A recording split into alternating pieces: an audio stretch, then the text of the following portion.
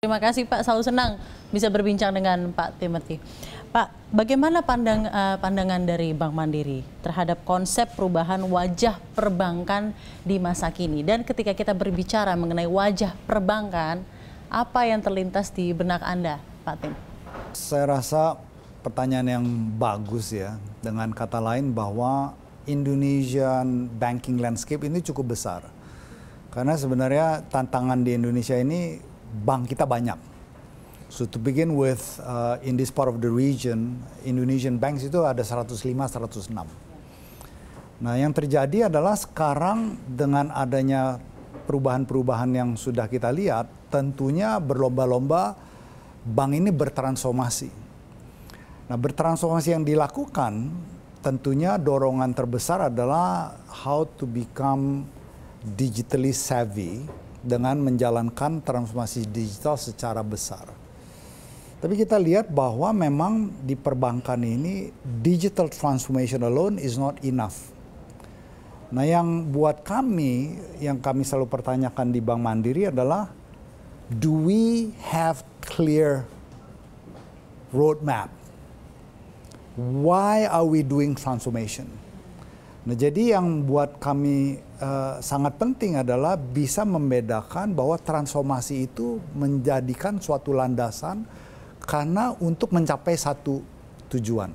Nah, tujuan di Bank Mandiri yang mungkin di publik sudah sering dengar adalah we are clear with our purpose, di mana we are a wholesale bank that we want to capture the ecosystem ke bawah.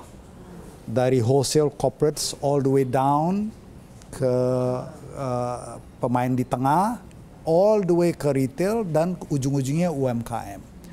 So what we've done with that adalah melakukan transformasi digital to capture the ecosystem. So we are very clear why are we doing this transformation, because we want to be able to execute our corporate plan, our vision, our roadmap.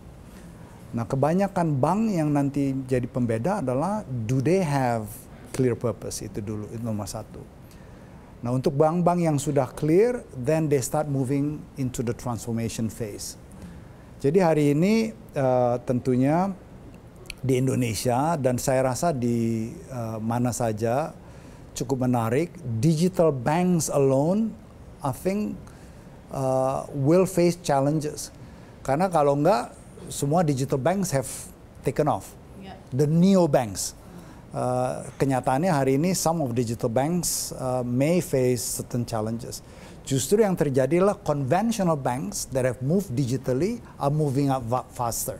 Oh, Anda melihat seperti itu ya? Saya melihatnya seperti itu. Jadi yang terjadi di Indonesia sekarang, a lot of the conventional banks itu having done the transformation of digital are moving up fast with the capabilities that digital banks have. Nah, jadi yang buat kita fase berikutnya adalah eventually semuanya akan digital dan konvensional, jadi hybrid begitu atau seperti Anda? In my view, I think it's very important to understand once you have purpose tadi, because we don't want to be just any bank, but we want to have a bank with clear vision and clear strategy. Nah, yang kedua adalah the reality is what I call O2O. It moves from offline to online and then back to offline. So all this ability to orchestrate O2O, offline to online and offline again, is very important. This is why conventional banks have to have the capability to orchestrate the offline to online and then back to offline again. Oke, baik.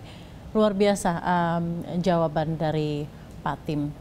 Mungkin di Mandiri sendiri, Pak, apa perubahan-perubahan signifikan secara digitalisasi, pelayanan, dan lain-lain agar semakin meningkat relevansinya untuk consumer Anda dan juga semakin percaya consumer Anda untuk tetap stick pada Bank Mandiri? Yeah, I think as you would have seen the market, we were not the pioneer in terms of digital transformation. In fact, waktu kita mulai di 2021, we were a bit late.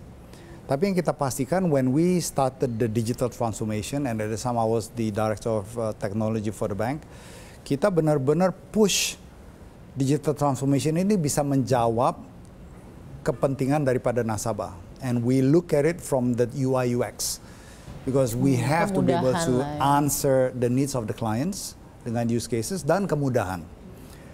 Nah, dan hari ini mungkin kita boleh, saya nggak bilang bahwa kita sudah sempurna, we are far from it. But I think we have seen the transformation of the bank yang kita jalankan di digital itu. So we have transformed seriously, and I think the market is seeing the results daripada transformasi kita through the apps that we launch. For retail we have Super App, Live-in. For wholesale we have Kopra, and then for UMKM we have Live-in Merchant.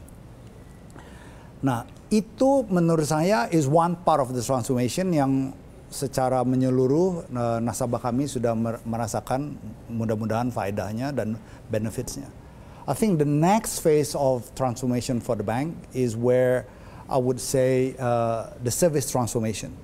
Sekarang saya menjadi operations director of the bank, and my job is to transform the entire services of the bank throughout, karena kita punya 2.100 lebih cabang in 12 regions, all cities of Indonesia.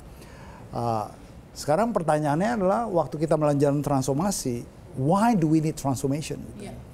Jadi buat saya harus mengakui bahwa I think for us, we still realize when it comes to services, we have a lot more to be fixed.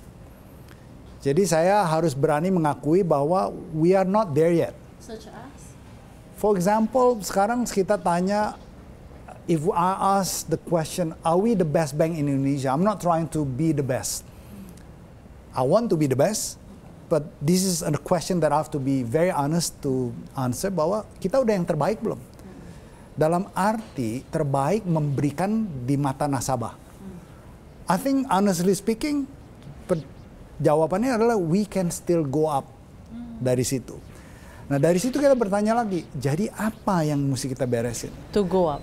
Nah, itu yang tadi saya katakan offline and online. I think we have put online on track for progression, and we are making very good progress. Offline is where all the things that I believe kita mesti fokus yang sama seperti saya menjalankan online dengan digital. Yeah. Nah, offline itu anything that my clients interact with the bank. Human interactions. Human interactions. Your team, ya Pak ya. Call centers, machines that they touch, not just on not apps, but when they go to the branches, ATMs, my EDCs, everywhere, itu di belakangnya services bagus. Jadi yang kita mau lihat adalah sekarang kita bisa, how do we improve that capabilities supaya offline experience-nya menjadi luar biasa. Now I have one tech now in this where I say that we are looking, that I want to make sure that every process, every interaction, every details yang kita ada dengan berinteraksi dengan clients have to become a moment of delight. A moment of delight, dan menyenangkan bagi nasabah. Including kalau mereka komplain. Oh, oke. Okay. So I think I should be thankful kalau ada yang komplain kita, karena dia memperhatikan. Yeah. Tapi the reality is, can I turn that complaint into a moment of delight where they know that the complaint are being handled properly?